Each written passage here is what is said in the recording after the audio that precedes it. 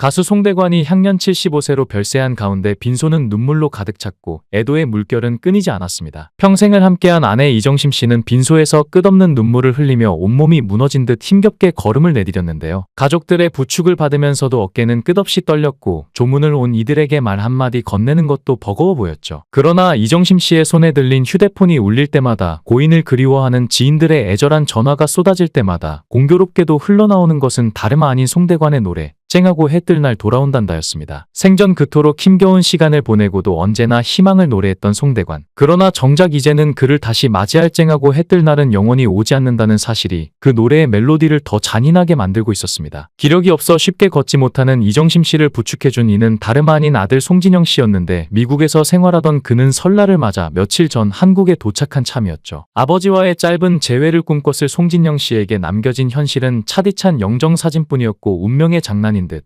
송대관이 세상을 떠난 그날은 바로 고인의 어머니 기일이기도 했습니다. 마치 모든 것이 정해진 듯 가족은 두 배의 슬픔을 맞이해야 했는데 차마 견디지 못할 절망 속에서도 송진영 씨는 흐느끼는 어머니를 부축하며 꿋꿋이 빈소를 지켰으나 그의 눈빛 속에는 애써 삼키는 한숨과 끝없는 상실감이 서려 있었죠. 빈소 한가운데 영정 속의 송대관은 화려한 주황색 무늬의 옷을 입고 환하게 웃고 있었고, 생전에 밝고 낙천적이던 그의 모습 그대로였지만 그 미소가 더욱 가슴을 아프게 만들었는데요. 그가 얼마나 힘겨운 시간을 버텨왔는지 그의 웃음 뒤에 감춰졌던 눈물의 무게를 아는 이들은 차마 영정을 똑바로 바라보지 못했습니다. 빈소 한편에서는 내 앞길은 멀고 험난해도 주님만 따라가리라는 노래, 주 안에 있는 나에게가 조용히 흘러나오고 있었는데 생전에 가장 사랑했던 찬송가였죠. 송대관은 아내의 부동산 투자 실패와 사기 혐의 등에 휘말리며 280억 원의 부채가 있었지만 모든 재산을 처분하고 개인 회생 절차를 밟아 부채를 모두 해결하고 지금은 10년에 걸쳐 수백억 원의 돈을 모았다고 알려졌는데요.